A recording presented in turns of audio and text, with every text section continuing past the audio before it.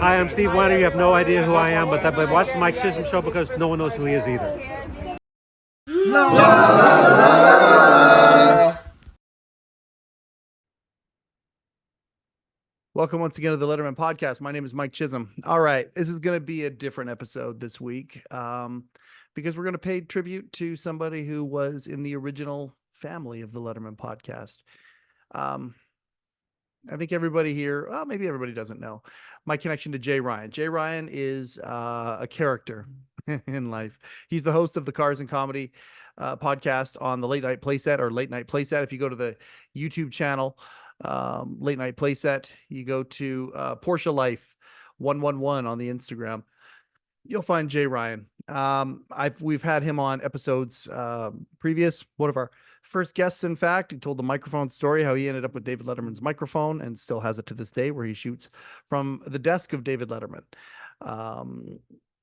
So that's just to remind you who Jay is. But Jay and his wife Nicole for years have been shooting a show live at 5 twice a week as MS settled in on her, and they would talk about what they were going through and how they would deal with this life-changing prognosis.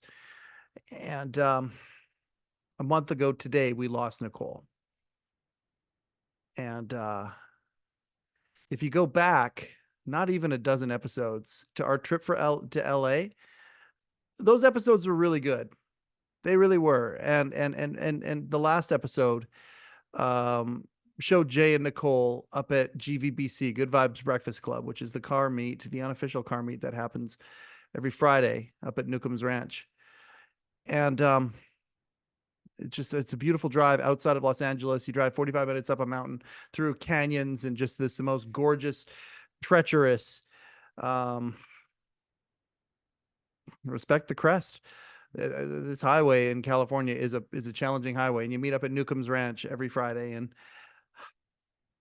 there's a community that is really, really missing Nicole right now. It's a lot of people missing Nicole right now.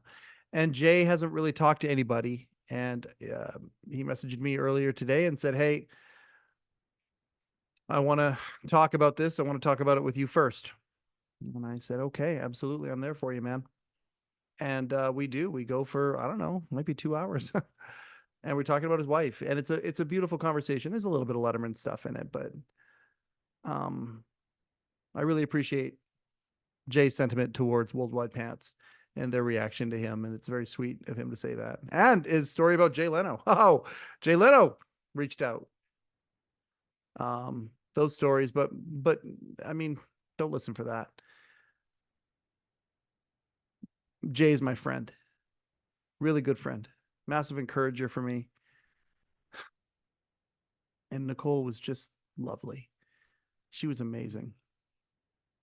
She was excellence incarnate. And this is an episode of the Letterman Podcast where we talk about somebody who was part of our community who impacted a lot of people that's no longer with us. And it's a tribute show to her. And it's also, I don't know, a tool of some sort for Jay to talk about some stuff. Absolute pleasure of my life to be that for him. Enjoy. I don't know if the word enjoy is the right word. I hope this conversation that Jay and I have about him and where he's at about losing his wife, Nicole, I hope it finds you well, wherever you are. It's a shame. All that good stuff wasted. Oh, A material gone. Hey, just man. Kidding, everybody. You've missed nothing. You've missed nothing. I'm sitting in a new spot. Never sat here before.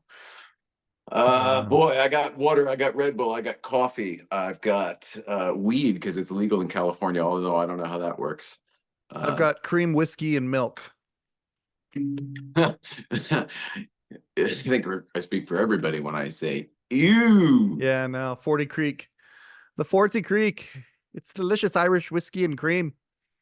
It's good stuff. Good. Can I start? Yeah.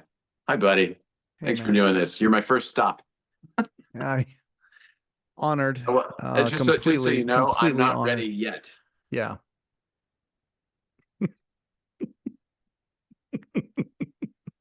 How many times you hear that question in the last few weeks? Oh, we must have talked over each other. I didn't hear anything. No, you said I'm ready, and I'm not ready yet. Yeah. How many times have you heard that over the last few weeks? How many times have I heard myself say it? No, have you heard people ask if you're ready to talk yet, or? Oh, I'm sorry. I'm probably a little slow on the uptick. No, it's okay. Yeah, I'm here to. I'm sick of talking about it individually, and I appreciate it from everybody. It's obviously all coming from a wonderful place, but Yeah. it's been exactly a month. And if anybody doesn't know what we're talking about, since Nicole passed away, I can't remember how long it's been since we chatted. I couldn't remember if it was May. before you were here, but did you come here after and then? Yeah, the week that I was down there, we aired our episode, which was recorded about a week before. Oh, okay, perfect. Yeah. Right. Yeah. And then yeah. I've talked about the trip down there and seeing you guys and having like her message to Rupert and Irene and the last time we good, saw okay. each other in an episode after that. So Okay, there's so actually I a don't pretty need good to do tribute any- episode for you guys. I Yeah. don't need to do any backstory or anything. I don't think at this point. No, Okay. like let's Then- not do that. Let's not do then that. to answer your, and I'm so sorry, this audio and the whole interface is new, so I'm trying to listen great. and answer you properly. Great, man. Yeah, man. Everybody cares. Everybody loved her, and everybody seems to care about me, which is just lovely, and I appreciate it. But at the same time, we're recording this on a Sunday. On Friday at Breakfast Club, people are giving me hugs because they just found out the night before, and so it's brand new for them, and they're at 1. And I'm not at 1 a month in. I'm not at 10 either. I don't know where the hell I am on this scale. I might be at 1.5, but all I I think you know have a is scale of your own, Jay. all I know is that thank you. All I know is that it's really hard to emotionally go back to 1 every single time. And then late at night you think I've got no one to talk to anymore. So I think late at night. And I got to a place of I sort of set myself up for this because I haven't given people a place to either hear my thoughts about it publicly or I don't know. I'm posting constantly on the social media, probably more than usual, definitely more personal stuff than usual. In a weird way, I'm trying to honor her. We can get into that because, whatever she wanted to keep sharing. Absolutely. But regardless, I haven't established a place. I haven't talked about it. There isn't a link to send some, oh, how do I feel? Go watch this link or whatever. A few days or a week after I messaged you, I said, "Are you going to do a show?" And that's what I thought. That's kind of I think what people probably thought or expected because so many people up until very recently counted on you on Tuesdays and Thursdays and the replay after and whatnot. So that was my question for you. And I know that there's a lot of people who are going to be asking about future plans for that. And we'll get to that when we want to get to it. But well, if you want to know now, I can give you the answer. Sure. Okay. We're recording this on a Sunday. When is this going to go up? I'm going to put up as a special episode early this week, maybe even by Tuesday. Might even be my Monday. I'm going to put it up. I'm going to put it up immediately.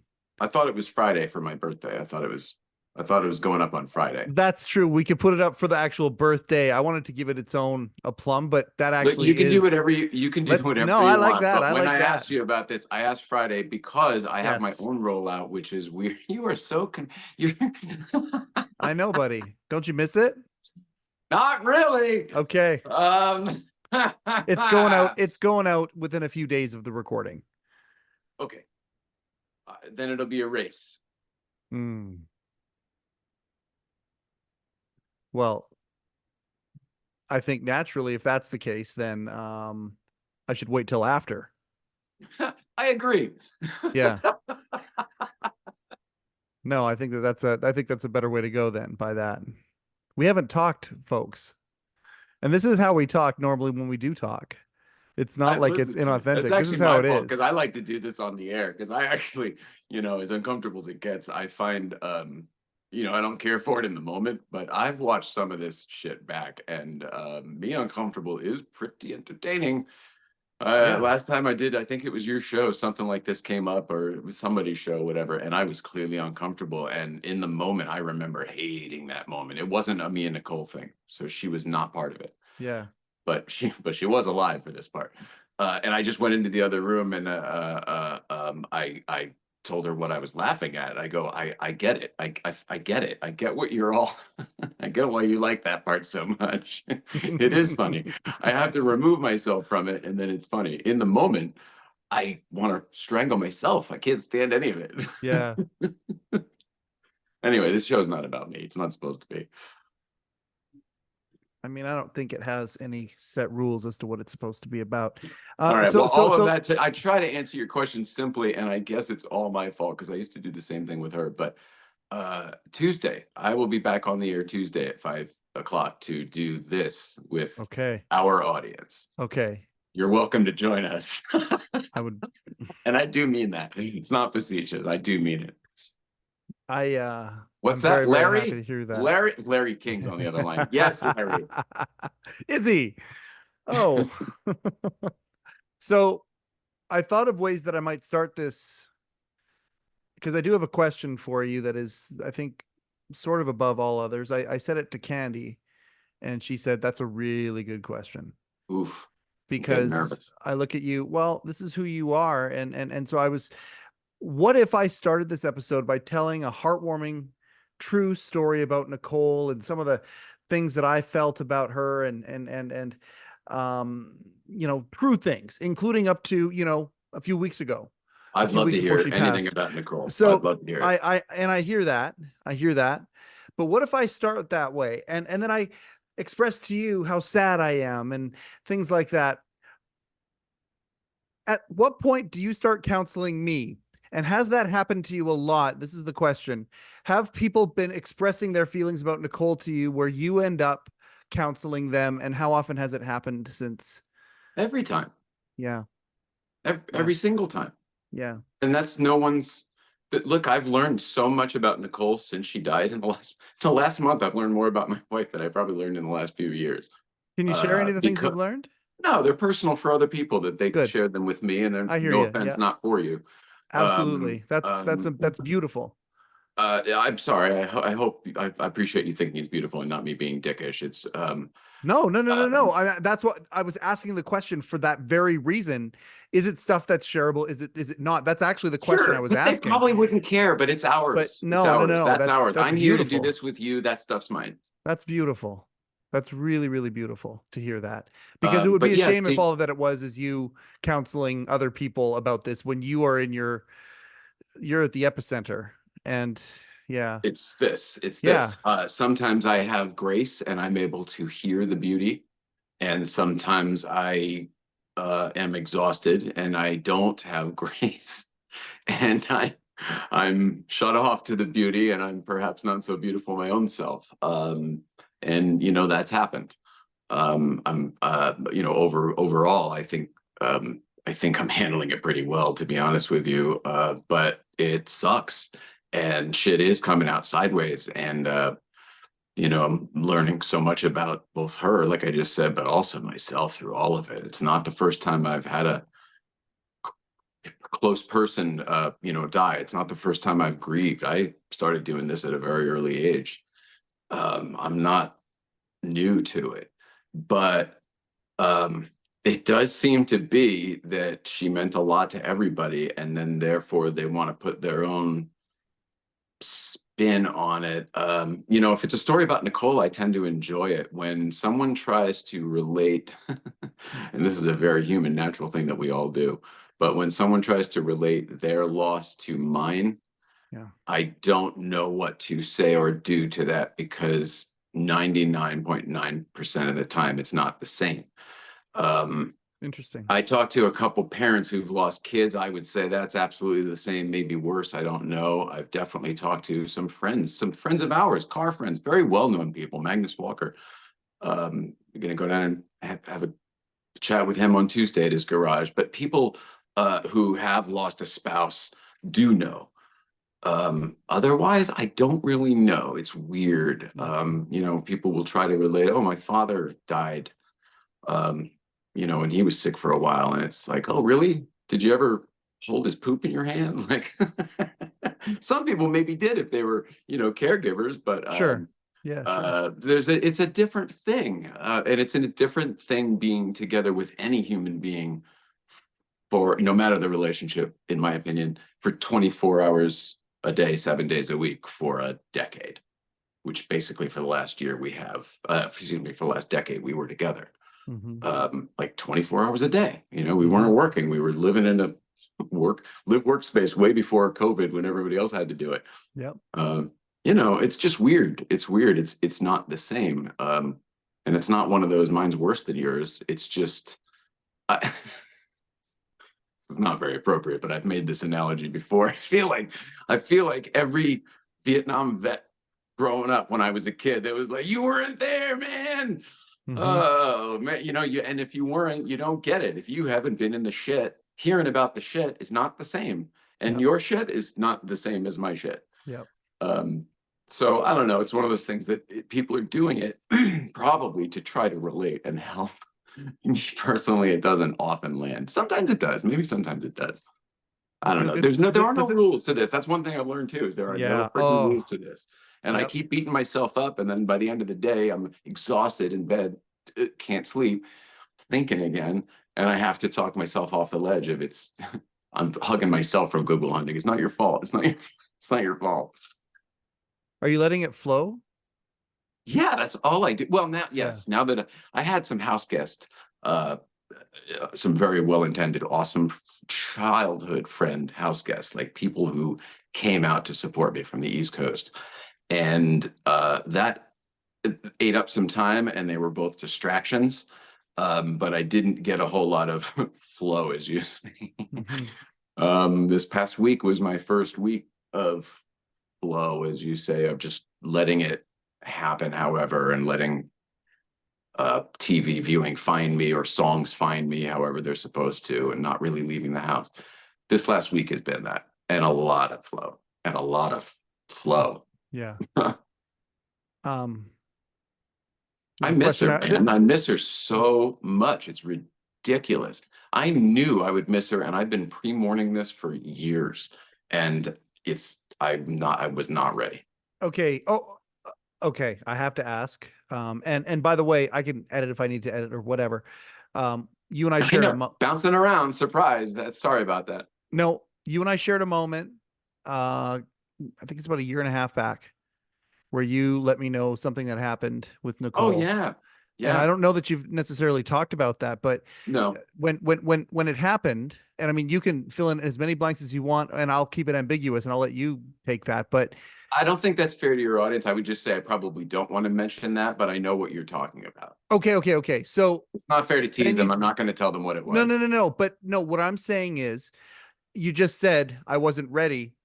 The moment that I was talking about there, you were wondering if you were ready. That's the only thing I wanted to say. And did it help? That's oh, were you yeah. prepared? I mean, okay. Yeah. Well, I thought about this, obviously, because I do know what you're talking about. I mean, like Nicole, I'll say this because it's a fair thing. Nicole had a near death a year ago, a year before she died. In fact, I should look at the dates because it might even be exactly, but I thought about this, obviously, and thinking linearly now, it was a crazy windy road at the time, but looking back, everything's kind of straight. It kind of feels like the get ready, like, how it sort of, when your pet, we had a cat that was 24 years old. It was a sudden death, but looking back, there was like, there was a couple things that just made me think like, she doesn't have this is the ninth life, basically. Yeah. Oh, and what a way to put it. What a way to put it. And that is absolutely what it felt like for Nicole. It was okay, everybody get ready. And do you remember what her message was from that? I asked it. I actually have all of this on videotape. Maybe it'll be a documentary someday. I don't know. But I don't have the event happening. No. I have the exact, the moment afterwards when she came back and I was a total freaking mess. And I shakingly, I held the camera up to both talk to her and then also express what I had just seen, because like it wasn't on video and it blew my mind what I had just seen. Yeah. I guess we are telling your audience this is not a Letterman podcast. What's happening? No. Regardless, her message was not to be afraid. Yeah. That there is nothing to be afraid of. I don't know. I don't know what to say about that, other than the whole event did feel like a prep of some sort. I don't know that it emotionally prepared me. Yeah. But you know, a lot of people are curious. Well, you know what? I'll do that on our show, unless you ask about it at some point, but I'm not, I won't throw it out there. I don't know. Did I answer? Did I finish your? Yeah, no, you did. And I'm gonna completely go the other way now. What have you been watching and listening to this past week? Boy, I should answer this. There is people ask me a lot about if there's a good vibes playlist, and if there was one, what would be on it? And I hesitate to answer every time, solely because we didn't create good vibes with the intention of it being what it is. Do you know what I mean? That was our secret little hideaway thing that we did with a couple friends, and then it became a worldwide cultural phenomenon. On the cover of magazines and in books and stuff. Yeah, that's a weird one to me. But in the same, well, I got off track there. No, you didn't. Too much coffee. No. Not enough coffee. What was the question again? What have you been watching and listening to? Oh yeah. So the truth is, there is a secret good vibes playlist, but I've never wanted to answer it because like, that's what we like. I don't want to say that's what you should like. It's not the theme of the freaking thing. It's just, there is one that Nicole and I would listen to every single time, and we would start at the bottom. We would listen to, and it was just kind of a pacing thing. I guess like someone when they're working out, you know what I mean? And they got their things on, and in the old days, it was a big deal. Jay, is it the same playlist as Late Night Playset? No, it was ever evolving. Okay. Do you remember the last song you put onto it? Yeah, I've added to it since she's passed. Yeah. So anyway, but I won't tell you what's on it because it just doesn't feel right. Like, again, that's sort of hers and mine. I'll let you listen to it. You can make your own, but like, it doesn't really matter. You know what I mean? That's not what it was ever about for us. Yeah. We both love Oreo Speedwagon. Well, I mean, I feel like that's a safe one. Who doesn't love REO Speedwagon? I mean, yeah, that was a joke, but I feel like I don't mean to be so cagey. I do want to answer your questions. I'm sorry. I'm also being like, I think I mentioned, I'm somewhere between denial and anger, or in anger maybe. And there's a little bit of like, I feel like we've been giving a lot to the people for a long time, and some of this stuff needs to remain mine. And I'm in the moment, literally around the house, I'm in the moment of what to keep as mine and what to either give away to other people that loved her, or to throw away because it's garbage or whatever, you know what I mean? And even that pile is a donate or whatever. Is that hard, or does it help? I would imagine I'm doing that with, I'm sorry, I did it again. I stepped on it. I'm sorry. No. I'm just fascinated by that. If that's hard, well, so I'm if so it it's helps, the same thing. I'm doing it. It's a figurative thing. You do it with everything. It's the physical stuff, but also, you're drinking and I don't drink, so that's part of it. That's always a different frequency.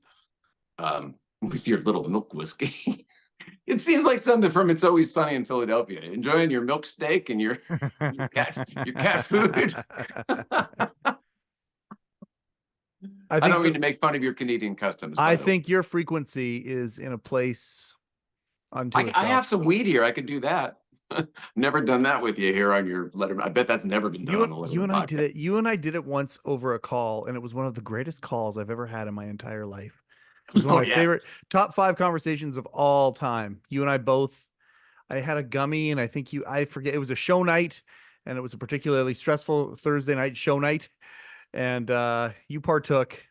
And I had one of the greatest conversations of my entire life. Oh my gosh! Yeah. Well, you're welcome. Yeah, no, man. I am. I'm eternally grateful for so many things. from you guys. What are you watching? Oh yeah, that's right. It's funny though, because I have literally only been listening to that playlist. That's kind of, for obvious reasons. I just today found for the first time the Ricky Gervais show Afterlife, and I made it through the first season. The subject matter was so insanely appropriate for me right now that I sort of made the decision to cancel my day and just stay on the sofa. Which is what I did. I finished the whole first season. I started season 2, and then it seemed like he was in a different place emotionally at that point. So I sort of decided to stop. And then when we're done with this, I'll probably actually start season 1 over again to take it in a little better, because it was an unexpected delight. I had heard about it before. It was even in, the Netflix queue or whatever, but just hadn't gotten to it. Honestly, I feel like, actually the queue showed this, that like either I alone or Nicole and I started it, and we're like, not right now, maybe someday. Yeah, well, it was Sunday. Today was the right day. Have you been talking to her family quite a bit? A bit, yeah, a bit. They came out. They were here. Her parents and me and a hospice nurse and their brother were on the phone when she died, when she went. It's a weird thing, by the way, to watch someone die. I've never done that before. It's not what you think it'll be at all, or at least it wasn't for me.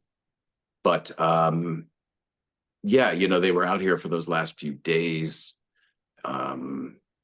They're the closest thing I have to her now. We've talked on the phone a few times. We're going to FaceTime tomorrow. Labor Day, the family's all there. Yeah. Yeah. I feel like everything I thought I would, again, I'm not new to the grieving process. I'm not new to any of this stuff. And anything my experience had led me to think, oh, I'll probably handle X this way or Y that way.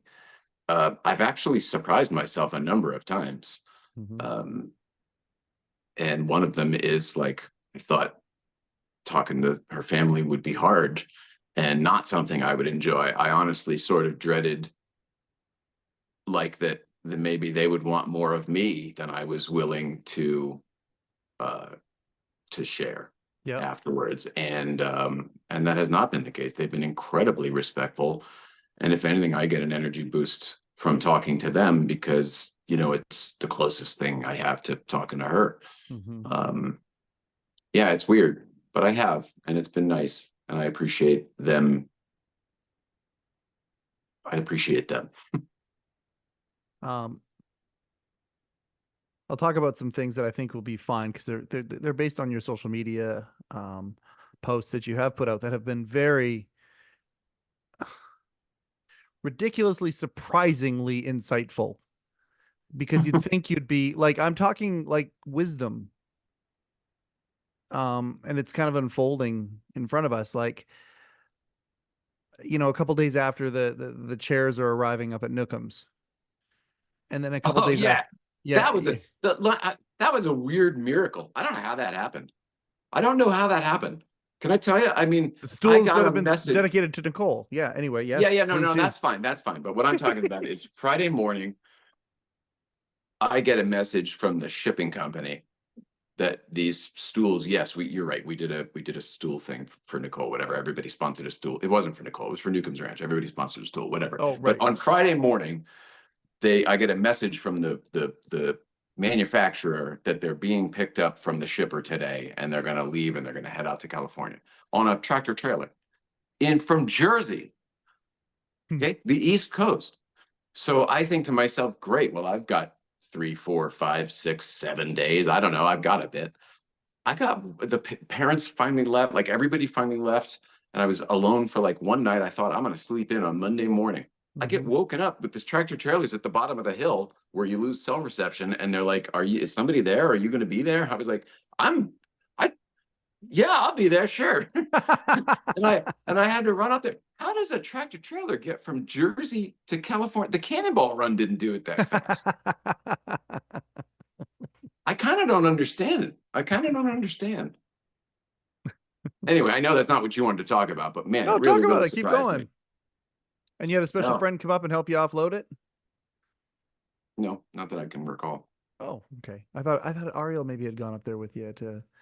Oh yeah, okay, sure. Yeah, people Yeah. did. My special friend. Gee whiz. Well, That's how special rumors friends. get started, buddy. Oh, well, I Good didn't mean it Lord. like that, of course. Gee whiz. Anyway, a couple days after that, so it seemed like it was like a good distraction and whatever. And I mean, like people perceiving it. And then a couple days later, the floor drops out of. Hang on, I'm gonna objection. Leading the witness, Your Honor. Sustained. Go ahead. A couple days later. I love you, buddy. I have love you missed too. you. I've missed you a lot. Oh, me too, man. Me too. A couple days later, the floor drops out for Candy and I when we look at your post, and it was just. Oh no, you got it out of order. The heart wrenching one. Okay, so I saw the chairs first, and then I saw the "I'm not okay" post after that. Yeah, no, the stools arrived after she died. Unfortunately, Nicole never saw the stools. Oh, no. I know that. I'm sorry. What I'm referring to is a post you put up where you said, "I'm not okay. I miss you so much." Oh. And that post, yeah, there's a lot of people that saw that post. I got phone calls from people who saw that post. And I mean, so many of us just absolutely, our hearts fucking breaking for you, man. Oh, thanks, buddy. Yeah, I mean, this thing is waves, you know. 1 minute you're okay, and 1 minute you're not okay, and it's pretty severe. It's like it's one of those crazy thrill seeker roller coasters. It's not a kiddie ride roller coaster. No. Yeah, no, I don't know. You know, she really did want to. It was a conscious choice for Nicole to share her journey. You know, I know you remember this, but your audience may or may not. You know, we did this show every Tuesday and Thursday, and around Thanksgiving of 23, the last Thanksgiving, we said, we'll see you next week. Have some news for you about a few things. We'll see you next week. And we never came back. Mm-hmm. And, you know, that was due to Nicole's health and deteriorating and abilities deteriorating. And we never got a chance to tell you what was going on or what happened or and we lost our forum to like share. And then we realized like, well, we didn't lose anything. We have more followers on Instagram than we do on YouTube. Like, why don't we just start, you know, sharing more real life stuff there than, you know, than just car stuff or whatever that people, that whatever was up there before. And so that was the idea that it was her feeling. And I understand this fully, like really, really do. Well, I'm trying to honor it. It was her feeling that if sharing her misery could help one person, then somehow her struggle was not in vain. And that is a weird thing you hear people say. And I've heard people say it before. It never resonated with me until being in our situation where she was suffering so much. And it was like, holy crap, there's nothing left to do where that's the only thing that makes sense. And it's the only thing you can do sort of mentally to keep yourself from going nuts. There has to be some benefit for what I'm going through. Otherwise, you'll die with the why me's. Why me? You know, you have to make it a reason. You have to make a reason. And make it a good one, and she did. Anyway, I'm, you know, it was hard to share that the last bit, but we started sharing her real life on Instagram, and we called it her vertical life because we switched from the show format to, you know, Instagram stories format, and it's ironic because she was on the floor, not vertical at all. But it was really hard to share that stuff. And then at the end, she couldn't talk or respond. Mhm. And it really seemed appropriate to stop at that point. And then, like, your own brain kicks in for what? Oh, well, what would she want? I'm like, no, doofus. She'd want you to work through it. Hello, the point was Of to course. do this. Of course. She doesn't give a shit now. The vanity, that's been long gone anyway. So keep doing it. Bite the bullet, suck it up. What she told me to do in my head, which was suck it up and just bite the bullet, do it. So I did. Mhm. And it's been tough, but I tried to maintain. You talked about what I've been posting lately. I've been trying to maintain. Maybe it's to honor her, and I wasn't even thinking about it, but I've been trying to maintain that level of honesty and sharing, even though she's gone. Because even though she's gone, to me, the story's not over. Yeah. To me, she's not gone. To me, she's very much here right now, as I talk to you. Talked to her before the show to wish me luck, Mhm. Mhm. like I would have if she was here. Yeah, in that regard, I'm not okay because I miss her so much. Mhm. I don't know. I don't know if I answered your question. Yeah. You got your tears. Are you happy, Roy Firestone? The beginning of this thing, or very near the very beginning of this thing, but I believe this thing that you started here, the whole reason that you started it was to document the journey. And I think she'd be pissed as hell if you stopped documenting the journey now, at least for a little while, to bring closure. And I mean, at the beginning of it, did you see this? Yeah, but it didn't look like this. Of course, I saw it.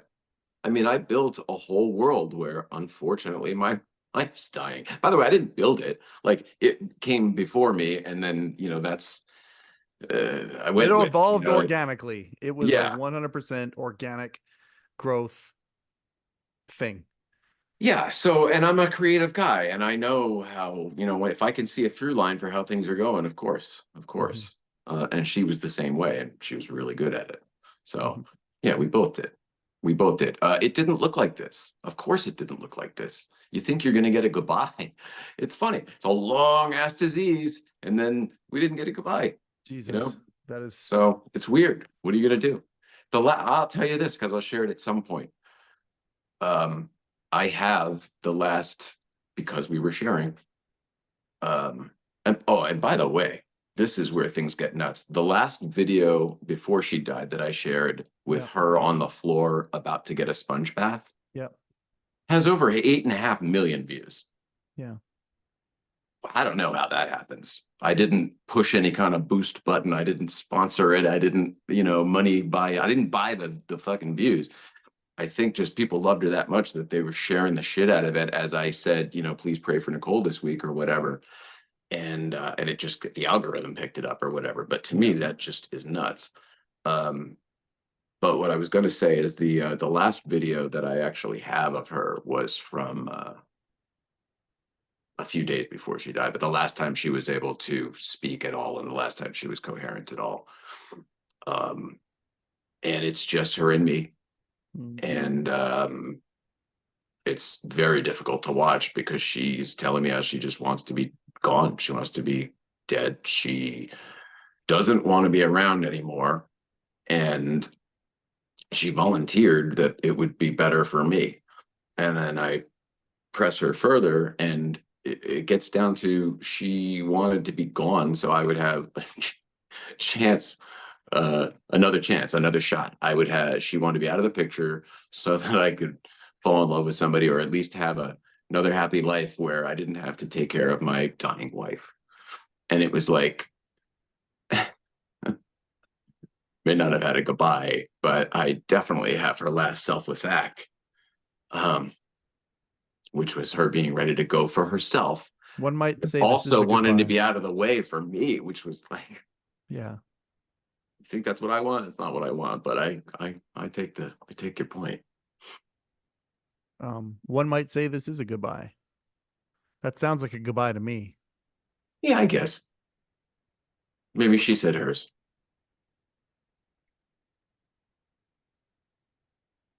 Are there any other things that you want to say to the group, for lack of a better term? Are there any things that you want to express that, like you did such a good job earlier of expressing the state of mind and things and people's intentions versus how it comes across, that sort of thing. Are there any more of those things like that that you have learned throughout this that would be I don't helpful for know. people to know? I don't know. I don't know. No. Um, everybody does this differently. I learned that. I probably knew it already, but it was a great refresher course because no, I don't know. It's a messy road. It's a rough road. I couldn't possibly give someone advice for how to go through it better. I think it's messy and bumpy, and I think it's supposed to be. I don't think I will say this, everybody talks about the grief stages in the book and the whatever, you read the thing and it's all the thing. And I think there's a lot of truth to that, but like anything else, don't live by it. It is those things, but it's everything in between. It's not, there's no order to it. They happen all out of order, sometimes all at once. I have definitely been in denial, angry, and bargaining and whatever the other one is, while being convinced I was in acceptance. And I'm only in the first month. I called this last week the Twilight Zone because everything about it had like everything was a little blurry. Like, oh, if we're in the Matrix, the world was being rewritten around me and everything was just a little bit foggy. Like in tunnel vision, things were clear. Wherever I looked was good, but everything else was like a video game. And no, I don't mean because of this. No. I will say that, though, back to the things that I thought I would treat differently. Weed was never part. I'm making a lot of jokes because there really is some over there, but Sure. I'm making a lot of jokes about it. Weed was never part of our life. We never grew up smoking weed. All my friends did. All her friends did. But it just wasn't a thing until she got sick, X amount of years ago. We picked up less than 10 years ago. I don't know, 7 or 8, something like that. Yeah. And so I thought that I would not do it anymore. Like after she died, I was kind of like, I don't know. I didn't need it myself. You know what I mean? It was like I would light it for her, and at the end, she couldn't even hold it. Yeah. So I was literally, you know what I mean? We're sharing a joint at this point all the time now. I know. You didn't have to smoke it. You kind of do have to. You kind of do. And it ends up becoming if you can't beat them, join them situation. Also brainwaves wise, like, so we can actually communicate. Because when one person is and one person isn't, it's like, whoo, makes the communication even more difficult. But so I thought when she was gone that I would not be. And it has definitely been the opposite. She had a huge stash. In fact, she had stashes everywhere, all over the house, and places I didn't even know she could get to. I'd find a little bit, and then I consolidated all into one place. And then I was like, well, what the hell do you do with this? I've been giving some away, but then I've just been smoking it. And what I thought would remind me of her. And I thought that would be a bad thing. Right now, by the way, I was right. It totally does remind me of her. It puts me in a place where I feel like I'm can talk to her and stuff. And right now, I do want that. I don't think it'll be forever. But it is interesting to me that a few of my coping mechanisms I thought had been the opposite. That's not really advice, but it does show you how you don't know. You don't know. I've been through stuff. I've lost a lot of people. It's all different. That's not kind of, enjoy every sandwich stuff. I know it's not that brilliant and insightful. I still say live it while you got it. That Absolutely. More than ever, because we knew this was coming and it still took us by surprise. Yeah. Can you talk about the first good vibes after? Yeah, Jesus Christ. Yeah, it was the next day. Excuse my language. I know. It was the next day. I wasn't sure I was going to go, and the parents wanted to go. And then I thought about it. I was The parents like, well, wanted to go. Okay. There was a, yeah, yep. or they did because they were still here. And they didn't get it. They didn't understand. They'd been once before, and they'd seen it, but it's not the same as knowing really what it is and having been there all the time and seeing that it's not just those people 1 week, it's that all the time.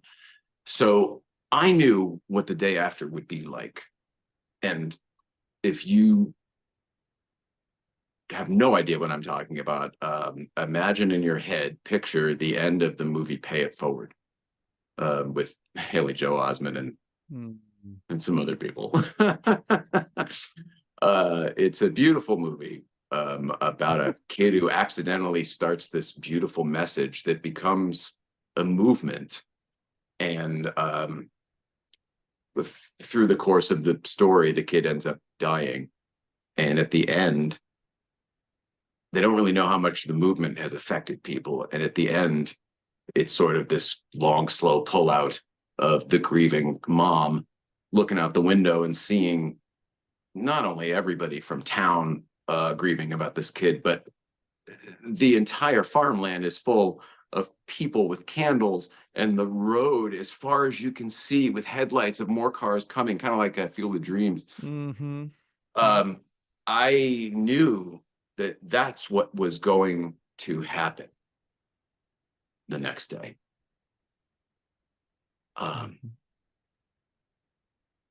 Before that, jumping back to the night before, because she technically died a Wednesday night into Thursday morning.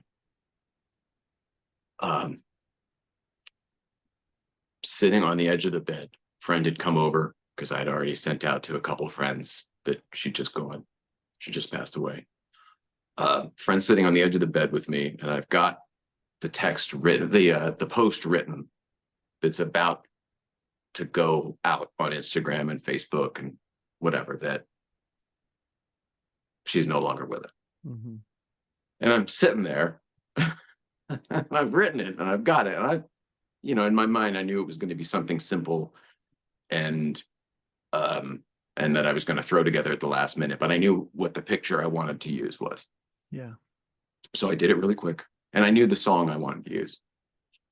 And I did it, both of those, really quick. And then I was just sitting there, and the dad walked into the room, and he's like, what is it? I said, you don't get it. Like, I'm about to push the button here. Like, we know, but I'm about to break everybody's heart. They're pulling for her. They don't know how bad it's been. They don't know how close we are this week. And I said, it's just going to be so real. And as I got this level of emotion and, looked down from his eyes to my to my wife's dead body in front of me, and I said, of course, my wife's dead body lies before me, so I guess it's pretty fucking real. And I just pushed the button. They didn't really understand the level of international reach that Nicole had. They knew her for being famous in black behind somebody famous. Yeah. So-and-so? Oh, my daughter works with her. It's not, oh, do you know so-and-so? That's my daughter. And this was that for the first time for them. Oh, wow. So I told them, about Pay It Forward, and we watched the last 5 minutes of the movie just for that scene. And of course, it's that beautiful Calling All Angels thing. So that's why I used it in the post. I don't know. Overwhelming doesn't really cut it. It was like, it was the parade and the funeral without it being a parade and funeral. Yeah. She wasn't there. Yeah. I was alone in the car. Had her seatbelt fastened, no reason.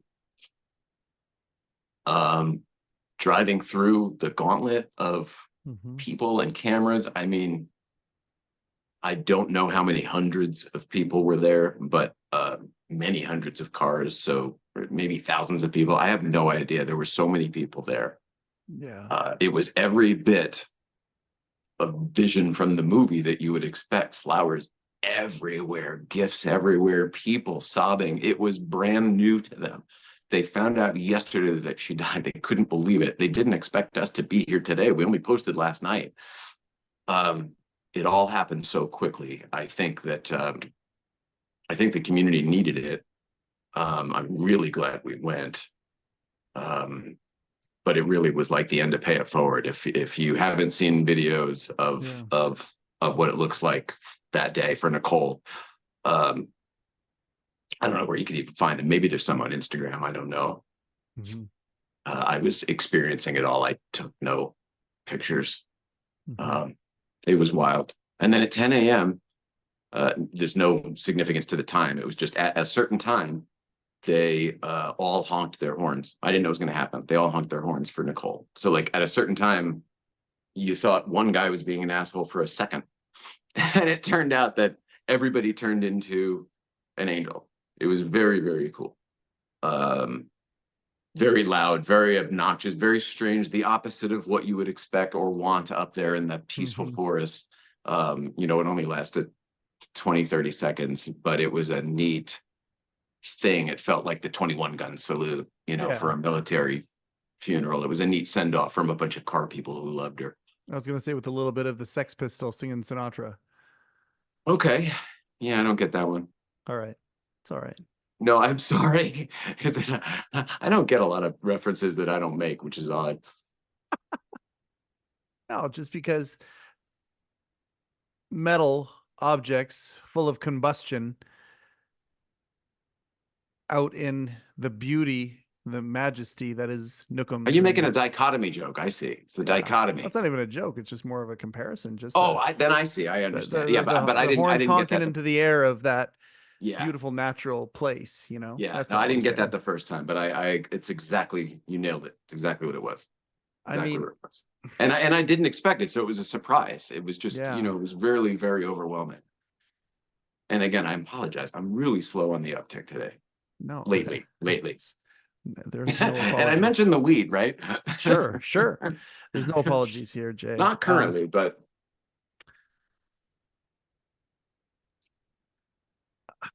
it's a weird way to ask this question. I want to tribute Nicole tonight. We have been to the love and to all of that stuff, but I want to tribute her as well.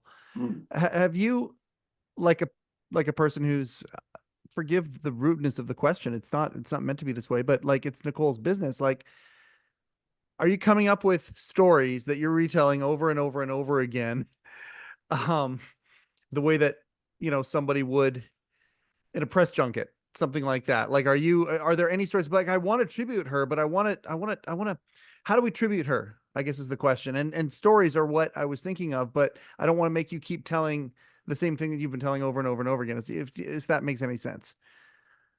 I appreciate you. It seems like you don't want to wear me out. I appreciate that, but I'm here for you. Anything you want to know, I'll tell you. I don't know. I mean, I didn't come here with an agenda or an anecdote. No, but I can probably figure out one either direction for you pretty quick. Okay, here you go. Tell me a story about your wife, because your wife is extremely impressive for a lot of very obvious reasons. Not just the resume, but just like having a conversation with her in May, asking her advice, and her advice being nothing short of expert level. She's a very impressive woman. Yeah, I agree. What is something about your wife that impressed you that maybe we don't know? I mean, everything about her I find impressive now. I really did then too. I just, you notice different details now. Her mind was incredible. I mean, don't get me wrong, it wasn't perfect. Nobody's is, but like it was really, really incredible. And that's what I fell in love with. It's funny. I have said this a lot lately. She was beautiful and hot and sexy, and all of the things that a guy's going to look for, and that a hetero dude is going to look for in his lady life mate here. That didn't matter to me. None of it mattered to me. I loved her brain so much. All of it. The fact that it was so awesome, but also the fact that it challenged me nonstop.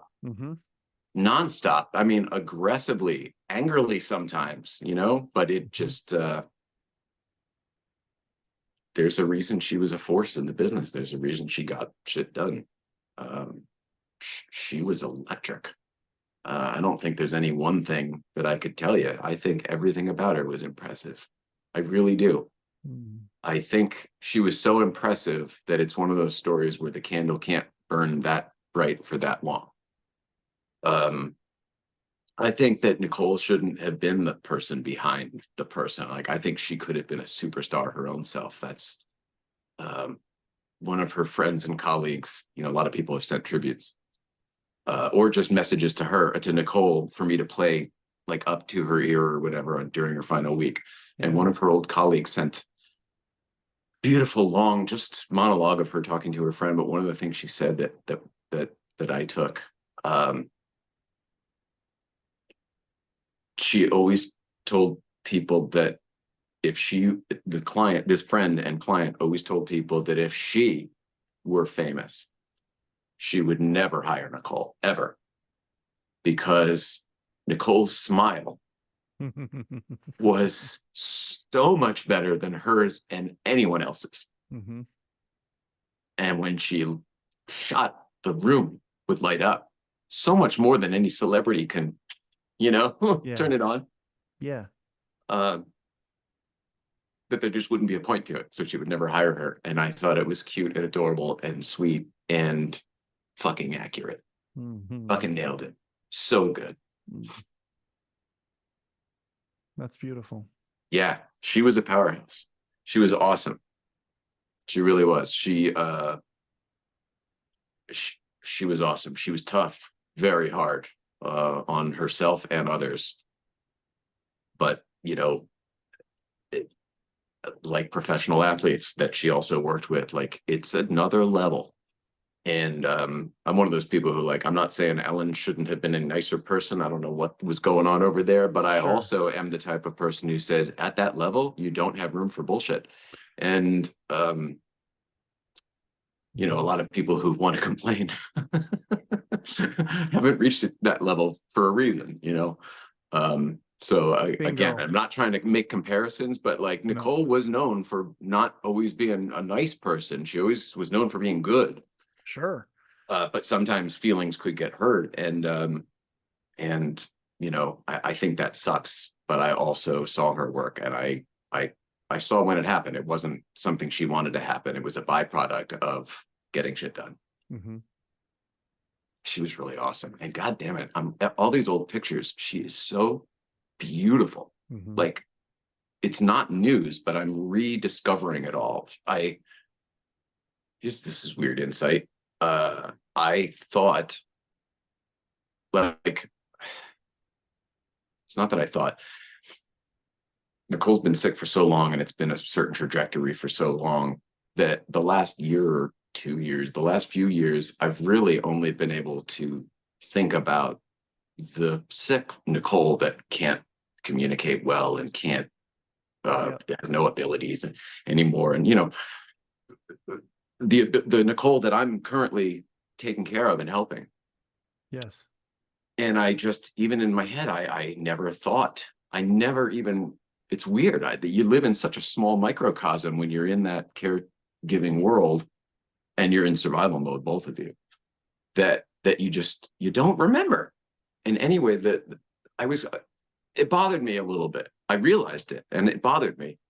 And the moment she died, like, I don't remember if I saw an old picture or we watched an old podcast as a group or something, but it was Nicole when she was young and able-bodied.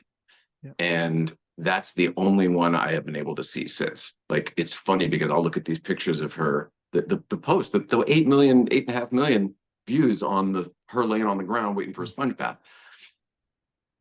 look at that and I go, holy crap, like I forgot this.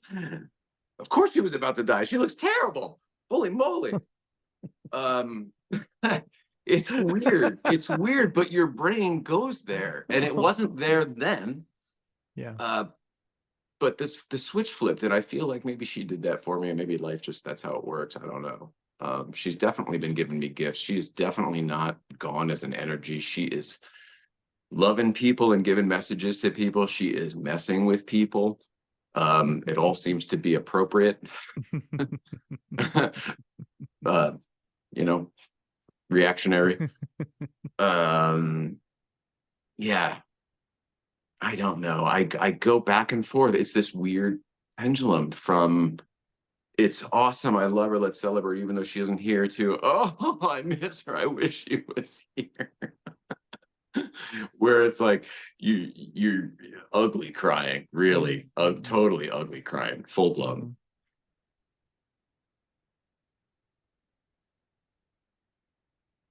I don't know if I answered your question. It's funny, you stop talking and I'll start talking, but I don't know if I ever answered the question. You did. You did. Her excellence was her impressiveness. She just was excellence in every category. She was excellence. It wasn't that she had big arms. She didn't have a great high jump. No. She was excellence in everything she did. She strove for it and she expected it. And I dug that because I'm a guy. I found out just yesterday that there's a name for this, and unfortunately, I don't remember what it is. Polymath, whatever it is. It's someone who has an affinity for things of quality. They don't have to just be like, I'm not a car guy. I like things of quality, so I like certain cars or whatever the heck. She was definitely that. She was definitely someone who wanted to just be around things of quality. Didn't even mean physical things. Like she wasn't somebody who like had to have expensive things around the house. It wasn't that. It was you nailed it. She was excellence and she wanted to be around excellence. I mean, her clients were excellence, dude. She worked with some amazingly talented people. The funny thing, I thought about this the other day too. I can tell anybody anything, can't I? Because I've never been NDA'd. I mean, I'm probably pretty, I might have just become dangerous. I just realized that is true. I might have just put a mark on my head. That absolutely is true. I mean, she's worked with some incredibly high level talent, and at that level, it's all excellence. You don't get a seat at the table unless you have achieved excellence. You don't fly private with Jerry Seinfeld internationally around the world on a fucking tour. You're not inside that plane unless you're excellence. Exactly. You're on the other plane with the photographers and whatever else, and the other representation. Not for nothing, but that might be the fun plane.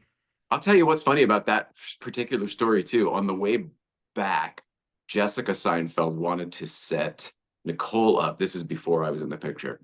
Wanted to set her up with Jake Gyllenhaal. Wow. Yeah, which is a shame because like that would have been awesome because I love Jake Gyllenhaal. We just I don't know if I've always been a fan or not, but I just watched something in him recently and I reinvigorated my fandom of him at the very least. Yeah, he's great. But that would have been a funny world where Jessica Seinfeld sets Nicole up with Jake Gyllenhaal and then that's her life. That's a whole nother life. I don't know. I kind of look at it this way. It's kind of cool knowing that you're a guy, and kind of cool you're knowing a friend of a guy who has one-upped Jake Gyllenhaal. Oh yeah, that's right. Yeah, that's right. Right. Yeah. I'm gonna make t-shirts. I always knew I was lucky. My friend one-upped Jake Gyllenhaal. There we go. That's one thing, I always knew I was lucky with Nicole. Yeah. I always did. She was so far above, above my league, above my weight, however that goes. Yeah. Out of my league. She was out of my league. Yeah. I still feel that way. I don't want to talk to anybody anymore. It's hilarious because this is sad, and I don't mean it personally to anyone. And again, I'm in that anger phase. Nobody is as good as Nicole. I sound like the movie she opened, Sarah Marshall. You're not as good as Liz. Liz is not as good as Sarah. Nobody. It was her brain, man. That's what I fell in love with. nobody has that. And I don't mean like, oh, it's going to be hard to fall in love with it again. I just mean like, even though I love all of my friends and everything, like nobody is Nicole. Mm-hmm. Also, she knew me better than anybody else in the world. We had full transparency, zero secrets. You ever had that with another human? No, I don't think I even ever knew it was possible. Right. I mean, I thought I had it. But I hadn't at that point in my life worked through the dark demons from childhood or whatever that you work through as an adult. Mm-hmm. And Nicole knew that, you know, she saw all of it. We went through our we unpacked our shit together. You know, as our life imploded, we had to. It's when we sort of, you know, that's in my opinion is sort of when you become an adult in life. For most people, probably when they become a parent, they probably have to do it. But like for us, it was when she got sick. I probably thought I had no secrets with people, but I didn't realize I had secrets within myself, if that makes sense. And then, you know, I probably still do. Who the fuck knows? But definitely Nicole knows me more than anybody, and probably in many ways better than me. Because, you know, as an observer, they can see you so much more than you can see yourself. Especially that one. Not much gets by that one. You're so right. Yeah, you're so right. Yeah, and that's the other thing. I mean, she was so good. So good. Her advice, you know, I feel like her advice will help me for the rest of my life. It will. I hope she never stops giving it to me. I hope I continue to get little messages and downloads and stuff. But and by the way, if life lately is any roadmap or blueprint, it seems like she's already doing old Nicole stuff. I just mean opportunities in life, the way things come together. You know. Sure. She's running the joint.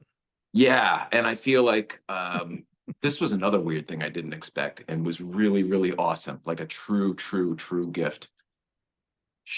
The moment she went, like whatever, when she was dead. Mm-hmm. Some people really want to tiptoe around it, but after she died, I felt like I could communicate with her again. I haven't been able to communicate with my wife easily in years, and she not me. Imagine my frustration. Imagine her freaking frustration. Yeah. Not being able to get through to me because she can't. I mean, come on. And I'm telling her, babe, I don't understand. Like, slow down. Like, she's already lost the thought. I mean, it was so unfair to her. And then it depends on what you believe in, but afterwards, it just felt connected. It felt like she was very able-bodied, because she seems to be everywhere all at once. She's helping a lot of people and reaching out at the same time, and very able, you know, to communicate, which were the two things that she missed the most, you know. So when you see her, you see the visions of her in her prime, and when you communicate with her, it's the same. Yeah. Oh yeah, 100%. Yeah, which makes perfect sense, right? Like, if you could be anything, you're going to go be your best self if you're going to be an entity at all, right? Which kind of makes sense to me. And then I don't know how long that sticks around. You know, we both love the movie Soul so much. I feel like this time right now is a gift. It probably won't last forever. Yeah, I'm enjoying it. You know, we're still holding hands in my mind, but like at one point she drifts off, and you know, whatever, I'm on my own. I'm not looking forward to that, but I do expect it to happen. It's weird. It's weird to speak so openly about like this stuff. I appreciate that you do. Sure. You're welcome. I can't imagine. I mean, you want to do a top 10 list or anything? Is there any viewer mail? Should we go check the weather? Heavy shit. Heavy shit. What's the weather look like? It's raining feces. That's what the weather is right now. It's awful. Can you see the flowers in there? Yeah. All right. So somebody sent those flowers, and like, a day after she died or something like that. And I put the thing over there because we had people over, and it just looked like a nice little. Mm-hmm. And they've dried in that position exactly where they are. I wanted to do something with them where they were before I removed them. They can't stay there forever. But isn't that a neat thing? Don't they look nice? Gorgeous. It's absolutely. And they're a month old. They're completely crispy. Yeah. What was the name on her driver's license? What do you mean? What was her legal or her full name on her driver's license? I don't know. I'd have to go look at it. All right. I can tell you what her name was if you want to know. Yeah, I'm just curious I'm curious what her legal name is. Nicole Shabbat Ryan. That's But it. Okay, that's post marriage. There's no middle Obviously. names. Not post marriage. Pre marriage, it was Nicole Lynn Shabbat. And I didn't ask her to change her name. In fact, I was incredibly surprised that she did or even wanted to. She totally surprised me. Like, she even did it on her. I was like, I didn't. Professionally, she was known as Shabbat. Everyone would scream it from across crowds of thousands of people, Shabbat. Like, everybody, I mean, everybody, clients, colleagues, everybody knew her as Shabbat. So I want to hear Chris would've- Rock sing that in his voice. I want to hear him say that. You've probably heard it so many times. Imagine it. Yeah. He didn't say, "Hey, Nicole, come here a minute." He said Shabbat. And everybody did. So I just never, ever expected it. Never expected. And by the way, we got married. They still called her Shabbat. Yep. Because why would, I mean, what the heck? No, why of wouldn't course you? not. Yeah, Yeah. exactly. That's a weird one. Yeah. No, that's a weird question.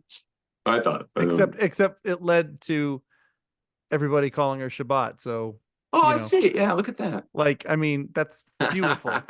It's a beautiful thread you've created. Well, It's like dominoes. Look at them fall. Beautiful. Get Ricky J in here to throw some cards. I sat here for you because you said you always wanted to do a thing where I was sitting in front of the thing. absolutely. Had to hang a new light for this. Any update on I mean, Nookham's on hold right now for Oh, a wow. few weeks. Are you Great question. are you able to So here's the give it any plan. RAM? Yeah, here's the plan. If you want to know what my plan is, here's the plan. It's going to change because it's very loose. Here's the plan. I need time for me. I need me time. It's one of the reasons we're doing these podcasts. So like people can just watch the podcast. I need time to zone out and watch television. I need time to go take a walk in the woods, literally or figuratively. I don't know. The plan was to take another road trip, hit the road in yellow car. Nicole and the universe. The plan was to maybe even leave last weekend without even telling anybody, just check in on social media from, hey, everybody, we're in Flagstaff, Arizona today, or something. I don't know, whatever. And then yellow car, just like last year when we wanted to go on our USA Grand Tour, something took yellow car out of commission. And if you remember last time, it ended up not being something super serious or expensive, but it was something we needed to take care of that both stressed us out, delayed the trip, and whatever. Yeah. So the exact same thing is happening again. And I'm not upset about it, but yellow card developed a problem. It wasn't able to be rectified easily, needs to go into TLG. That can't happen till Thursday of this week. So it does seem to be that Nicole and the universe are both saying, no, you need to stew in it for a little bit. You need to sit right where you are, mister, even though you're trying to escape it. So I'm going to do that. The show on Tuesday, live at 5, answering your questions. And whenever yellow car is complete, I will probably hit the road. I don't know if it'll be a full month.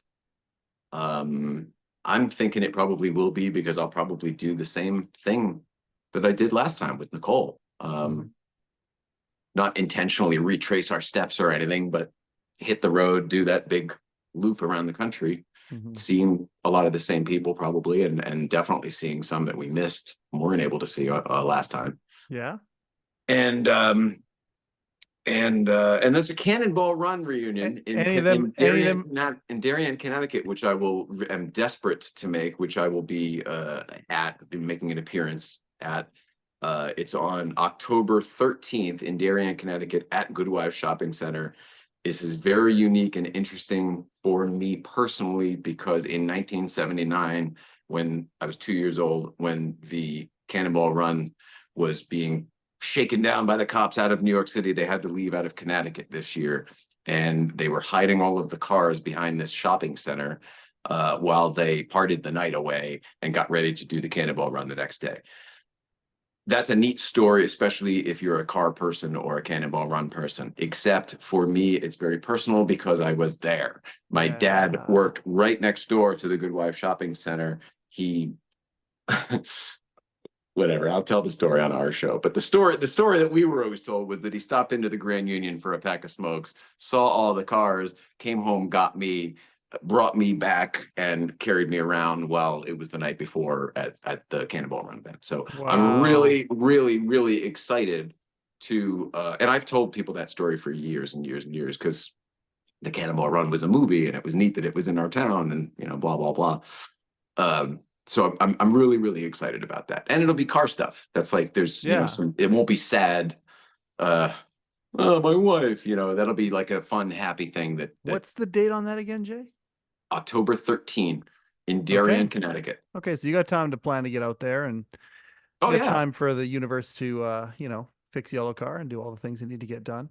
Oh, no, that's happening. I'm telling you the things that are happening. Yeah, no. Are you going to see any people that you missed last time in New York and Manhattan? Sure. Right on. Who are we talking? Cool.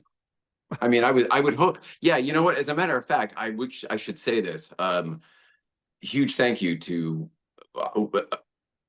people from the Letterman, the Worldwide Pants organization. People very high up in the Worldwide Pants organization also have reached out, extending, you know, beautiful messages of care and condolences. And I'm so grateful. I meant to say that sooner. I came in saying I'm tired of talking about it, but the truth is, I'm so stinking grateful. The outpouring of messages from everybody has been amazing. But to get some from, you know, from Pants headquarters is also beautiful and really appreciated, especially for the kid who's still a nerd about that stuff, you know. Yeah. And I'm regressing. I mean, I figure, I don't know. I thought I might regress, but I feel like I'm not. I thought I would totally, because it feels like a parallel to when my dad died when I was a kid. You know, I was 18 years old and I didn't know how to handle it and blah, blah, blah, you know, all on my own. Gonna watch Larry Sanders, are you? Larry Sanders? Yeah, it would have been around that time, right? Oh, I love Larry Sanders. Yeah, I'll watch that. That's what I'm saying. That's what I'm saying. The regression, that's if you're gonna regress, that's a good place to regress back to when it comes to watching. Oh yeah, I don't need your help to regress my own self. If I'm gonna regress, I don't know. That's its own journey.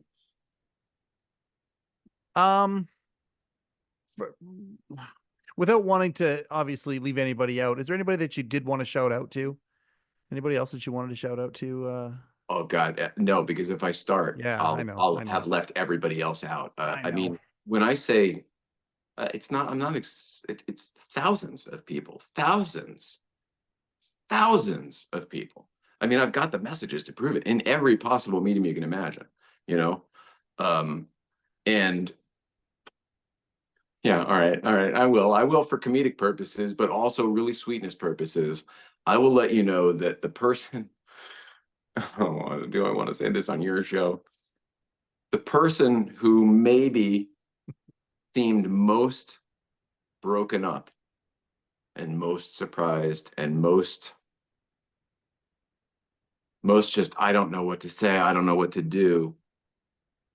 Can't believe I'm going to tell you. Jay Leno. Wow. Yeah. We got down from Breakfast Club that morning and I had 20, 30 texts. I don't know what it was. The whole thing was nothing but red dots. And there were certain celebrity names that popped out at me from, Nicole's old clients, Rainn Wilson, Chris Rock. There were people that, popped out. Jay Leno was one of them. But it was all so much. And we'd just gotten back and, there's no reception up there. And of course he knows that too, but the parents were with us and we're unpacking and people were going to come over afterwards for, whatever to pay their respects and blah, blah, blah. So I just, Jay's text was something so sweet. I can't believe it. I am so sorry, blah, blah, blah. And blah, blah, blah. What an asshole. I'm sorry. I don't mean it that way. And he sent a picture of him with his yellow car and his yellow watch on for Nicole because he was whatever. He got really busted up about that. And the text said so I hearted the text. Thank you. That to me means like awesome. And I went on to other things. And seconds later, my phone rings and it's a private number, and I pick it up on speaker like I always do. And of course, the parents are like, "Yeah, Jay, it's Jay Leno. Oh my God, I'm so sorry." Just like.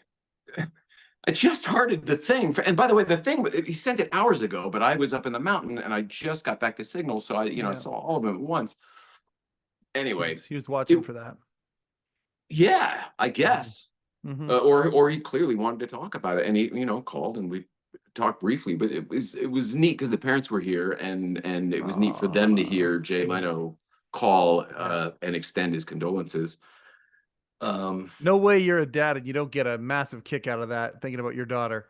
No way you don't get a massive kick out of that. That's beautiful. Yeah, I hope so. I mean, I hope so. And I think, are you kidding me? If I'm sitting here and Lady Gaga sends a message to Alara about Alara, like I'm like, no, I get a kick out of that. Like there's no question. I know, but you said Jay Leno. No, Jay Leno calling Alara wouldn't have the impact to her that. So you see my point. Now you're picking up my point. Yes, I don't know if it does to them either. Oh, well, but I still appreciate Tonight Show for 20. Yeah, absolutely. I mean, yeah, that's really beautiful. In fact, it got to so point like they were chiming in and it was like he wanted to know real information and I told him I couldn't really talk right then. I'm going to actually go over there this coming week. Yeah. It's right down the street. I know it's literally a mile down the street. Absolutely, yeah. I'm sorry to talk about Jay Leno so much in a positive manner, but I mean, my wife died and Jay Leno did call me and give his condolences. That's hard to it's hard to think about Dave and Conan in that moment. Oh gosh, are you kidding me? And I believe any show business feelings I may have about it, I believe everybody made out okay and all is right with the world now with that. I think that I don't know. I'm looking forward to having people that Nicole and I really, really, really wanted to have on, but just circumstantially couldn't. But now I can. Any name drops on that?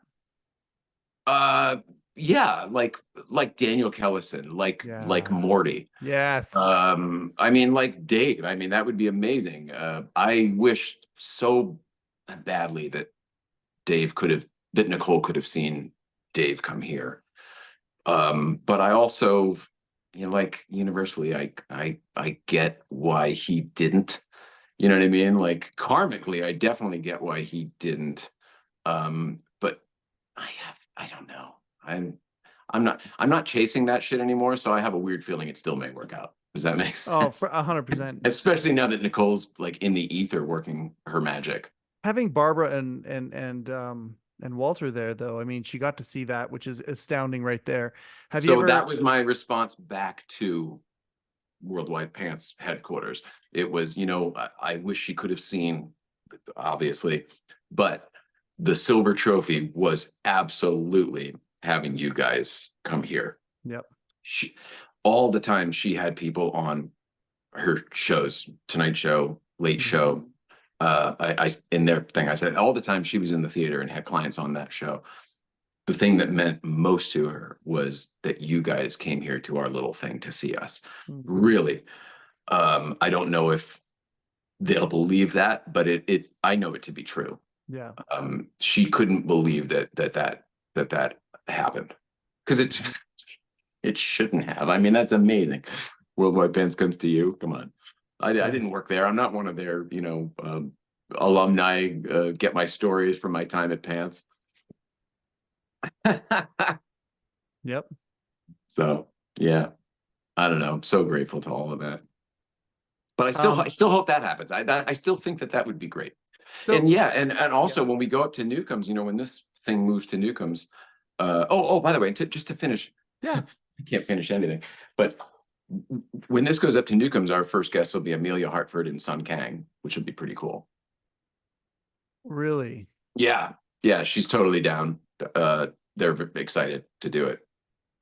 That's awesome. To kick it off up there. And obviously entertainment wise, we'll have some pretty big names as well. But that's pretty exciting. So the plan would be to do that road trip and then come back with a clear head and a mission and an agenda, and then hit the ground running hard with Newcombs. Because as you know, there were enough of their own delays with Newcombs while we were trying to do all that at the same time as Nicole dying. Yeah, whatever. That's going to be one hell of a project, but I'll be ready for it, soon. Absolutely. I'm not right now. I am not right now. People keep asking, oh, so when are you going to open? Yesterday, literally yesterday. When are you going to open? When are you going to open? What are your plans? I just said, I'm really not sure. It's not my priority right now. Oh, they don't know what to make of that. Like, you don't want to say, I'm mourning my wife, you asshole. Like, you don't want to say that to somebody. So to go back to that, okay, how important is distraction? Not important at all to me. Okay. I don't understand. I do. Is it a nuisance? Yes. Okay, there we go. Yep. For me, I don't know that everybody would be that way. I feel like some people perhaps aren't as mindful as I am. Yeah. And I found distractions to have, I think I was tolerating them pretty well in the beginning. I feel like Nicole was sending me some super strength of like, all right, so you can get through this, it's not your favorite thing, but okay, whatever. At some point you just hit a wall, or you get exhausted, or I don't know, whatever, you finally start standing up for yourself. Like, this is not what I need. You're not helping me. Also, I'm a very hard line of like deciding what's funny and what's not. Nicole was my fucking barometer. So you're not going to be funny to me right now. I guarantee it. I'm not talking about actual famous people who are genuinely professionally actually funny. They have been awesome and helping, but they're my friends. They're not people who don't know me, who are just trying to tell a joke and be nice. Anyway, like I said, all of that stuff is coming from a good place, and I do know that, so it's all appreciated. I was really kind of more back like when I'm exhausted, when I'm so fatigued. Absolutely. Man, which is complaining a lot. I wonder if that's, my wife just died. Is that 100% of the time? Like, how are you sleeping? Are you sleeping at all? 3 hours, 4 hours, some days yes, some days no? Oh, funny. I've developed a lot of her symptoms from achy body parts to sleep disorders. I've adopted a lot of the things Nicole was going through, and perhaps I always had them and just haven't been able to look or feel myself. Personally, I feel like I'm physically shedding a shell. Like, it's not actually happening, but I feel like there's some sort of our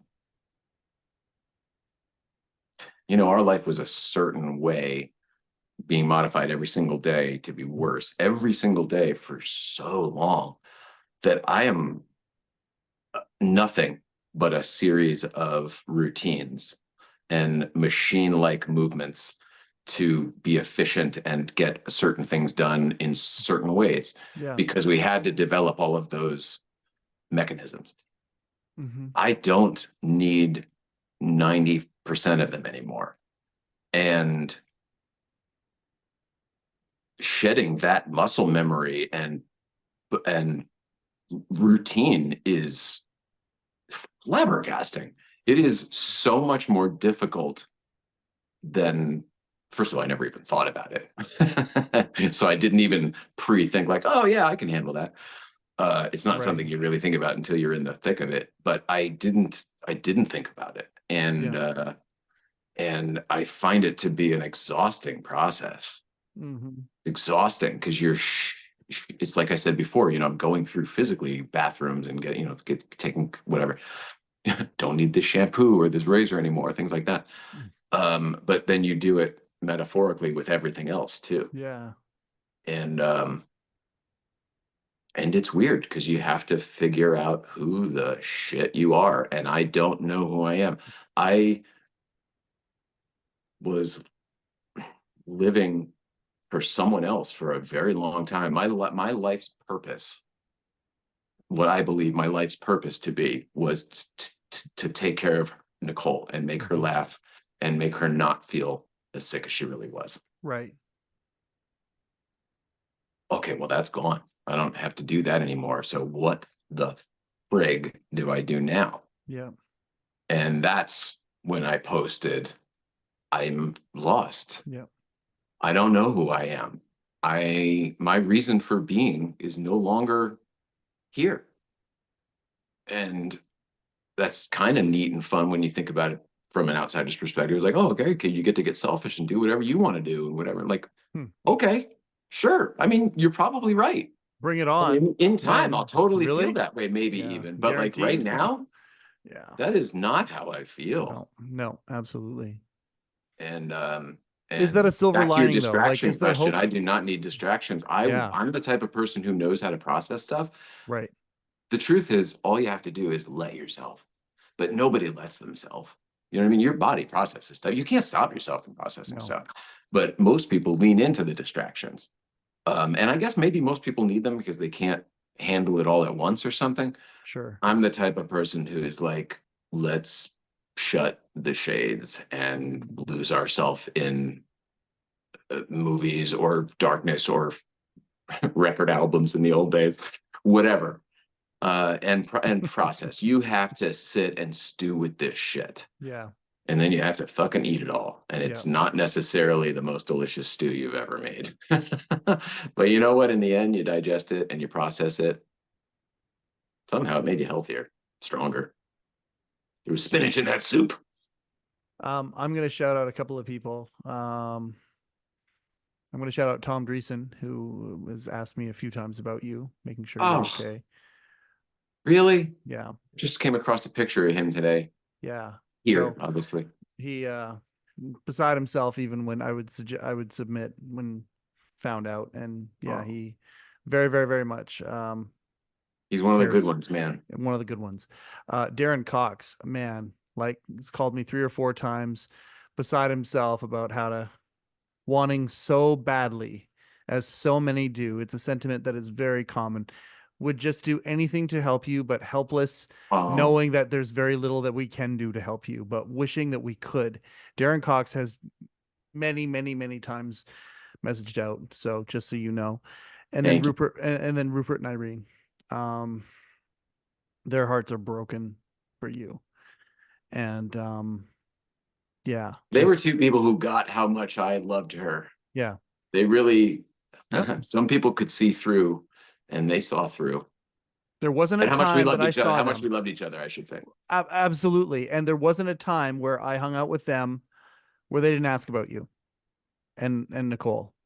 Every single time, one of the first, as soon as, hey, hugs. Hey, how are Jay and Nicole doing? And up to this point, they're just absolutely heartbroken for you. So, Thanks, and everybody. there have been others too, but those ones there, I just felt it really necessary to kind of throw out there. Others have reached out too as well. So Rob Cates has, and so yeah. But I love you, and I'm grateful that you did reach out and say, hey, I'm ready.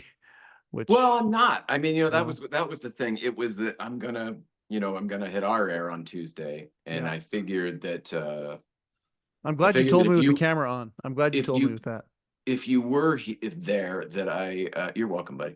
Yeah. I feel like if you were there, that it might become this. I didn't want it to be a whole hour of this. Like, we'll do a little bit of it, but you know what I mean. I feel like I knew you would have questions. I knew you did have questions. I knew you had reached out a whole bunch saying you were there when I was, when I could be there for you. And I don't know, I like to do it on air for one, and Yeah.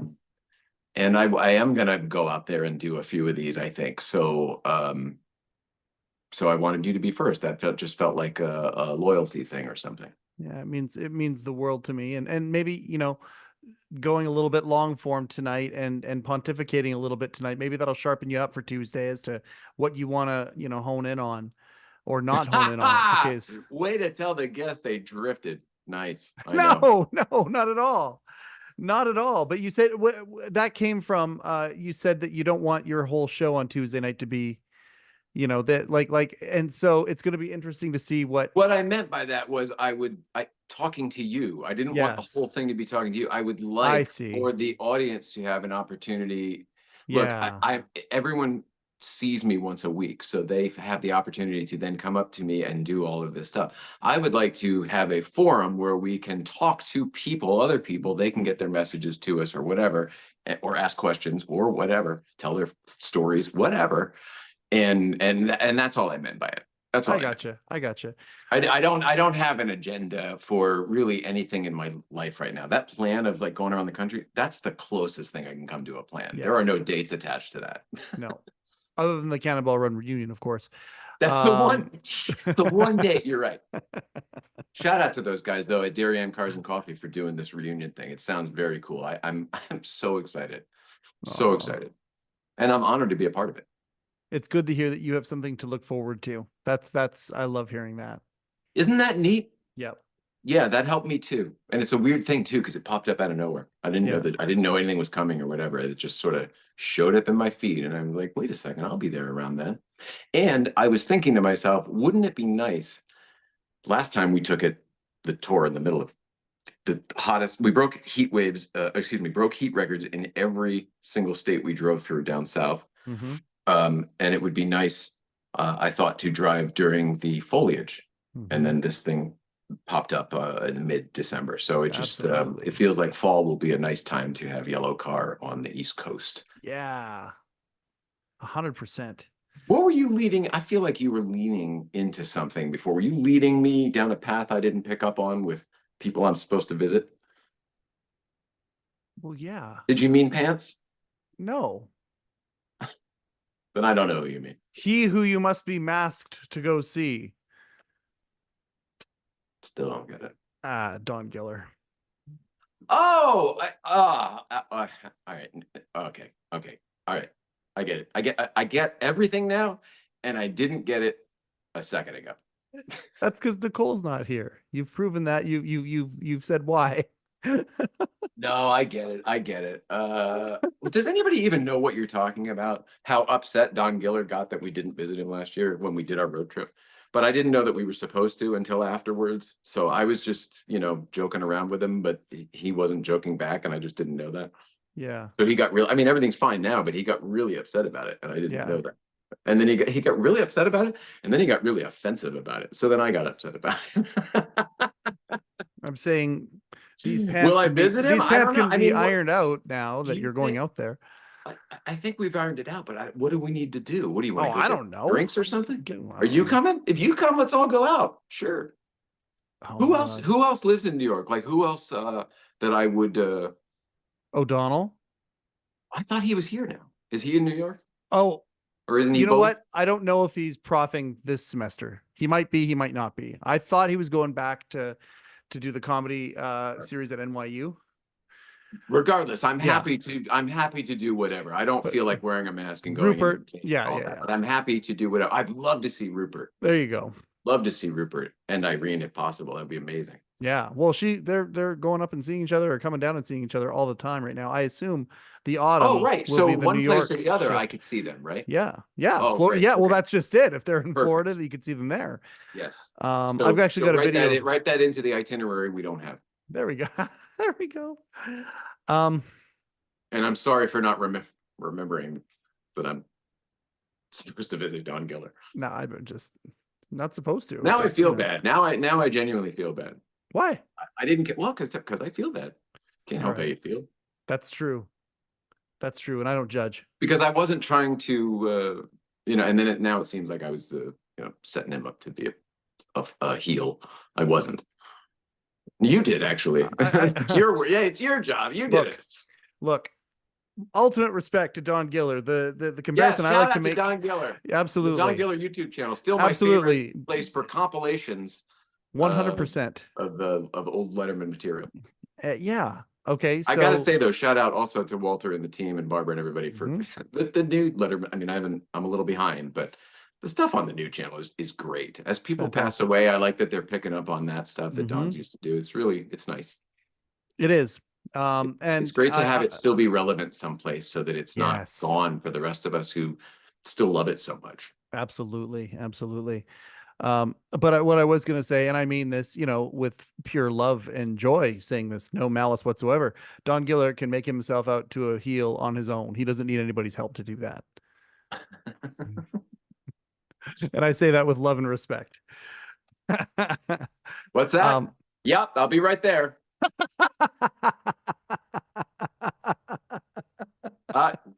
Yeah, no problem. Sure. Oh, that makes me laugh. I love you, Jay. Thanks, Mike. I love you too. Yeah, I do, buddy. I appreciate you giving me space. You're one of the people who, sometimes can Kool-Aid man into a room, and you have not.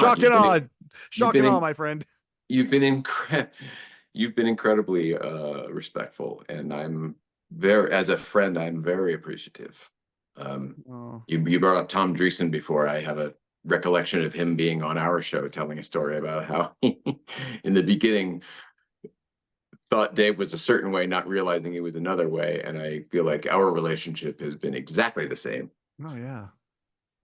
Yeah. So thank you for being respectful. 100%. No, of course. And again, it's an honor. I just realized you put that picture up. It's so funny. I didn't notice before.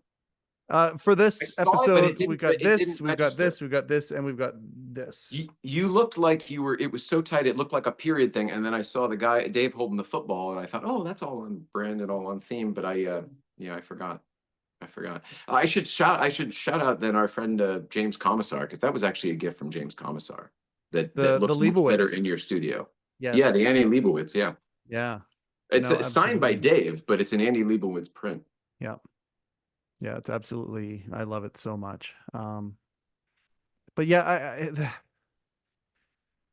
so, and this isn't to get counseling, it's just to share this. I think you were in the restaurant and you came out of the restaurant to a conversation Nicole and I were having in May. And I was asking her, okay, so if I'm a part of this potential documentary or whatever, as a producer, do I need to go a corp? And she was like, well, you could get a corp. And she is going through reasons as to giving me, again, expert excellence level advice. Yeah. You'd probably want an LLC in that situation, but yes, because you want to be able to cut bait once it's done. It's 12 fucking weeks ago, man. Like, I'm really, really grateful to have had these moments with you. That it was not that long ago, you mean? That was 12 weeks ago. Like it was yesterday. It was just and when we did the episode recapping. For me, she was here 4 weeks ago, buddy. Well, I know. I'm just thinking about the level of communication and the thought behind it, and the like congratulations and like almost like warning, like, hey, you want to like look at this, make sure you have this. I remember she was telling you to protect yourself. I remember protect myself. Yeah. And I'm really grateful that I have a memory that's that fresh of you guys. That day when we sat in your house, you and her up against the couch, me up against the thing on the pillows. Yeah, I have more recollection of that day. Yeah. I feel like you took more in that day. You were you had off-roaded, you'd taken your life in your own hands before the last conversation up on the mountain, but you were a little more subdued when you came here. Well, because I almost lost my life. I know. Hilarious. I'm glad I have that memory. I'm really glad I have that memory. Oh, I am too. Yeah. I'm grateful. I'm grateful for you. I'm grateful for Nicole. It's funny, when you were here, I thought that the playset wouldn't be here next time you Yeah. came. Yeah. I didn't think she'd be gone. I thought, you know, Yep. she didn't have a ton of time left, but we were more concerned with having moved up to Newcomb's before you came back and the playset not being here. Yeah. Yeah. See what I mean? How it does not go to plan. Yeah, that's for damn sure. Man plans, God laughs. Um, Did I I answer all your questions? I don't know if I yeah, feel like I no, dodged a few. absolutely. No. I think you answered everything to the best of your ability and your integrity and your honesty. I think that's what this feels like to I me. guarantee everything was honest. Yeah. See, so there you go. So there is no wrong answer then. And I took the tissues out. I cried a few times, but I never got the tissues. Yeah. I'm really grateful you guys came into my life. So thank you for sharing her. Thank you for being a beacon of light for a lot of people with what communications you guys would put out twice a week for all those years. And thank you for everything that you have done to give to us as the audience that loved both of you. So thank you so much for that. And I wish you the best of luck in what the movie, the new details as you forge ahead with her spirit pushing you on. I just I love you and I wish you nothing but the best, my friend. Thanks, buddy. You just mentioned something I should probably say. It's not out yet. But we shot a bunch of, I felt Nicole was fading, and she whether she acknowledged it or not. And we did a bunch of sort of like press stuff. We did the closest thing to a press tour. In fact, maybe it was last time we did your podcast, actually. It was right but around you remember that there time, was the Magnus video came out, and Road and Track had something on just Smoking Tire and Road and Track, the cover of Road and Track. There was like a whole bunch of stuff at the same time. Yeah. And ironically, the first thing we did has not come out yet. Oh. And it will come out. It couldn't possibly have worked out better how all the delays have worked to its advantage, artistically and creatively. But the people that did it, it's the Galpin media team from Galpin Autos, Galpin Autosports, Galpin Ford, Porsche Santa Clarita. You know them. They're very big in the auto community. They do the Autopian as well. They're doing a new car show. I don't want to say the name. None of this is out yet, but there's going to be a new car show. I don't know where it will live. I don't think it's just their YouTube channel. I think it might be Netflix or Amazon or something like that. Yep. This is not to be confused with the car show that I am also still doing now. Time to get back to that. That's another thing for another time. But we had already shot an episode of this other show. And when Nicole was in her final few days, they sent me a super rough cut of it just so that I could play it. They thought she could still see it and whatever. So they wanted her to see it before she died.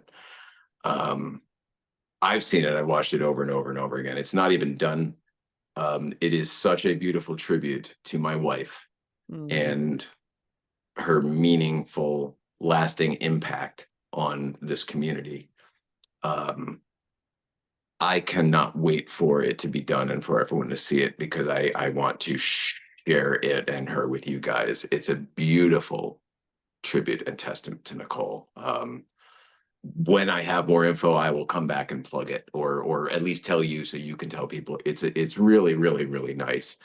And I'm grateful to the Galpin guys, but it's awesome. It's a tearjerker. We will share it to all available channels happily. I can't wait to see it. Can't wait to share it. We mentioned Rupert and Irene once before. Let's finish off by talking about the one sponsor for the Letterman podcast is hello-deli.com. Hey, Rupert may not own the deli anymore, but he does still have hello-deli.com, your only source for mugs and shirts and hats bearing the official Late Show with David Letterman logo on it. Go to hello-deli.com. Orders are packed by Rupert with love. Thank you very, very much. I love that he's still doing that. I love that he's still doing that. Me too. It makes me so happy. Me too. Like, well, tell it. One of us will take it over when he's done doing it or whatever. It needs to never go away. Absolutely. I could not agree more. I say to them, he's doing the Lord's work. He really is. So too are you, sir. And it's going to be really good to see you on Tuesday again. If people want to see you, Late Night Playset on the YouTube, I think the name of latenightplayset.com. that show will probably change at some point, but yeah, Yeah. Porsche Life 111 is really where we are most. It's crazy. There's like 21,000 followers on that already, and Good Vibes is over 12 now. Newcomb's Ranch is over 15. The followers are going up, which is pretty cool. So, it's nice.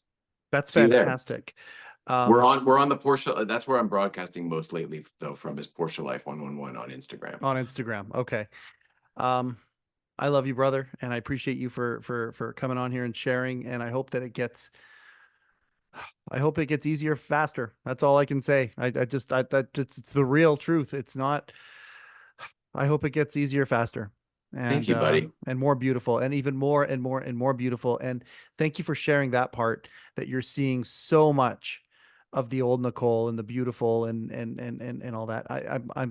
I think you put a lot of people, you put a lot of people's hearts that are thinking about you at ease by saying that statement. That's a beautiful one. So she's with all of us. I really firmly believe that. If you ever knew, loved, or connected with her in any way, she's with us and she can hear you. Just talk to her. I'm about to start asking as soon as we hit stop here. I'm about to do that. Yeah, I love you, buddy. I love your family. Also, thanks so much to your audience, who's always been very, very nice to me. The comments are like at the last episode. I remember I went into your YouTube comments. Everybody was so positive and so nice. I just want to say thank you so much for being a safe space to share this stuff. I appreciate you so much. That's Jay Ryan. This has been another episode of the Letterman Podcast with Mike Chisholm. Coincidentally, I am Mike Chisholm. Thank you. I don't get it. Okay. Thank you and good night. Overcoat and underpants.